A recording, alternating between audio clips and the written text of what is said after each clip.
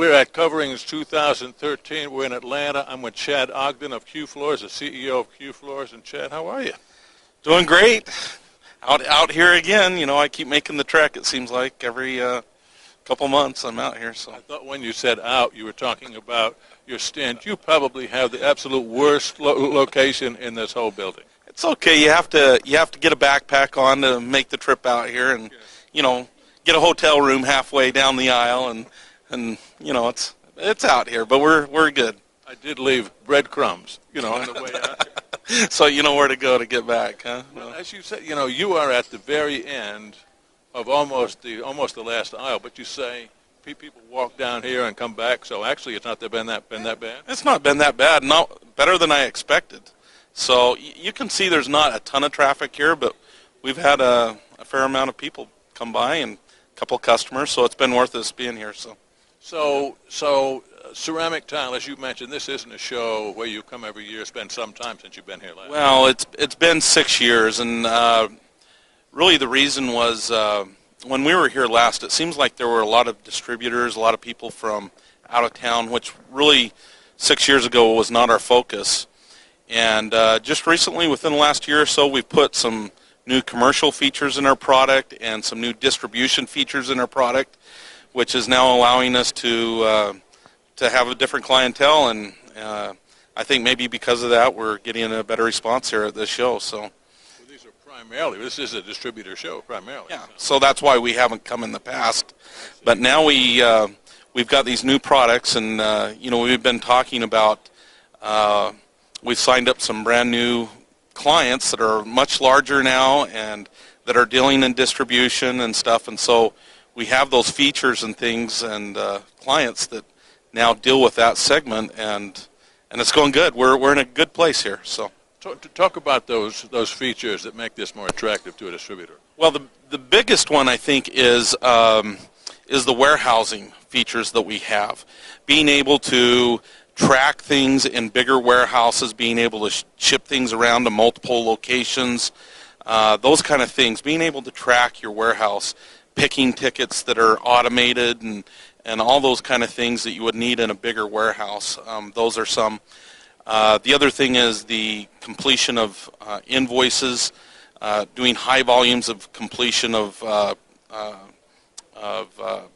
product-only invoices where labor is not included, and being able to process those at a very efficient rate. Those are some of the things. Soft reserving products for people that are calling up, wanting to put some things on hold before they can install them or before they can pick them up and that kind of thing. So there's a lot of good things we've put in there. So it seems like your focus across the board on larger players was a really good one. It has been. Well, you know, it's had more of an effect than what we thought originally, and over the last year we've been able to collect quite a few bigger accounts now. You know, there for a long time we probably focused on mid to smaller retailers for the first part of when we were in business, and I think for a long time we kind of got that, I don't know, that's who we were, I guess, and that's who the industry kind of put us in that box, and our competitors were good at putting us in that box, and I think we've shown that we can do more than that with larger retailers now and distribution, that we have products that are more diverse and for more parts or more segments of this industry. It would seem like smaller retailers would maybe be less inclined to get involved with technology. I'm trying to think of a good way to say this. I don't know, is that the case where the larger ones, they would be more inclined to, and there would be more pressure on them by their customers to do so?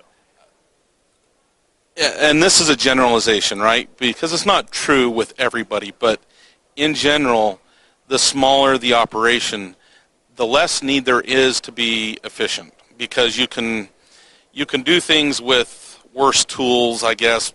But the more and more people that you add, the bigger that you get, the more need there is for that. And so I think the bigger you get, the more people get that, and they feel it more.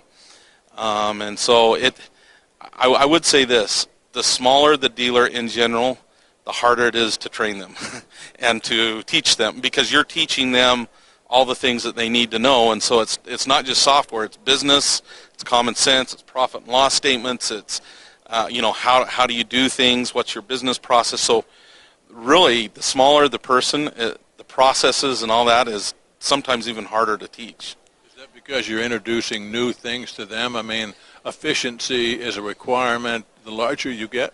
It has to do with that, but I think it's more just the business side of things. They haven't had the training in it.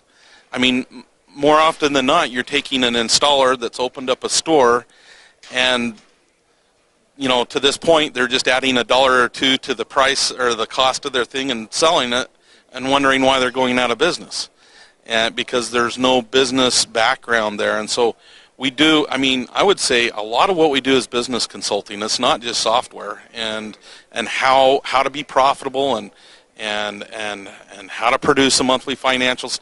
Those are things that are not just software related, right? They're business related. And so we do spend a lot of time doing that. And for the most part, these bigger businesses, they already have all that. And so it's not as time consuming on that end of it. So are you seeing some of the distributors that you're now signing up and some of the bigger retailers, are they shifting gears? Are they going from one system to another in this era, because I guess you have to shift into a different gear after the recession and after this, in the midst of this slow recovery? Well, some of these people that we're dealing with, especially the bigger people, like we're dealing with a store right now that's been on the same system for 25 years. I mean, there's some culture in that, but the tools that they're using are getting outdated. They're not keeping up with the current market, and so the dealers are looking for things like mobility, being able to do things on iPads, and having easier systems to train on, and the newer systems like our system. I think there's some efficiency gain because the design of the software is a lot better. So those are the things that are pushing them, and I think people that have already had a system for 10 years or so, they put out a lot of money for it. Maybe that sting isn't quite as bad, so they're looking for better ways to do things, and they're ready and willing to change. So, and I guess they see where their shortcomings are, whereas it's difficult. Somebody that hasn't, jumped in the water yet, it's hard to see that. Yeah, and it kind of goes back to this. A store that we converted last year, they saved 2 people's salaries right off the bat within 3 months. And so how much does that add up to? You can keep putting the same money into an older system, and if you're not gaining those efficiencies, it's actually costing you money. And so I think that's what we're seeing is, they can see that they can save money with a better, more efficient system. So there's still a lot of retailers out there that do it the old paper way, that don't even, haven't even moved up to QuickBooks at this point. Mostly smaller. I don't run into very many. It's a rarity that you see somebody doing over $1 million to $2 million a year in like a retail type business. Commercial's different. That's easier to do on paper, but a retail business, I don't really see it. They're at least using QuickBooks or something like that. Yeah. So just before we wind up, to talk about the attributes that a customer can find by virtue of signing up with QFloors. I mean, I think there's a bit of mystery into some of the software providers like yourself. What is it you actually do? And I think maybe answer that question, I think would enlighten a lot of people.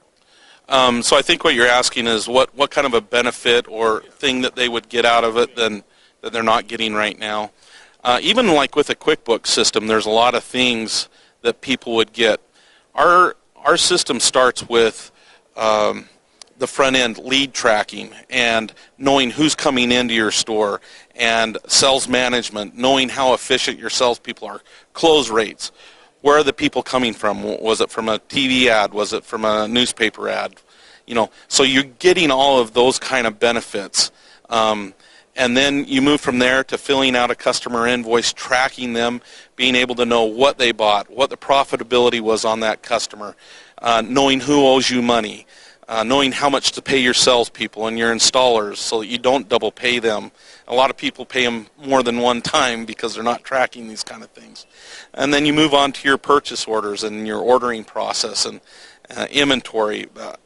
A lot of people in this industry, especially if you're on QuickBooks, they don't track inventory at all. Even if they don't have it specifically, they don't even know what's going on out there. And so it's all those kind of things that people are going to get, plus your financial, like I say, with a QuickBooks or a Peachtree, to produce a monthly financial statement, most people in this industry are not doing it because it's too hard. They have to pass it off to an accountant that knows how to make the right adjustments. In our system, if you do all these processes, we come up with a financial statement for you. So in a sense, we're your accountant that's doing it. So those are all the things they're going to gain. And really, the end game for us is that that we want you to produce a monthly financial statement. That's our goal. It's not just to sell you software. You got to produce a monthly. If you're not doing that, then you're not in business yet. You're just kind of winging it still. So people should be producing a monthly financial statement, and we think we have the best tool to do that. Knowing where you are is absolutely a necessity, and this is not 8 years ago. Well, here's the thing. This industry, the average net profit margin is 2.7%. That is thin, thin, thin.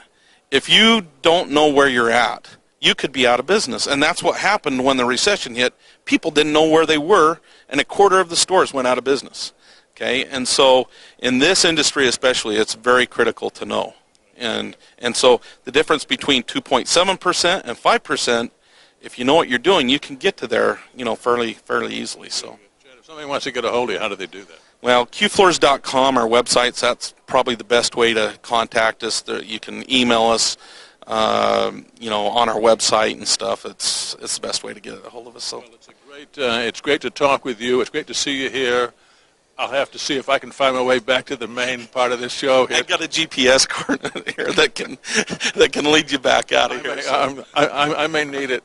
Next year, maybe you can move up a couple of feet, you think? Well, I think we will. It's kind of a last-minute thing this year, and it's been good enough that we'll definitely be here next year. Las Vegas, I think, is where it is next year. So it's always great talking with you. Good to talk to you. Thanks for coming by.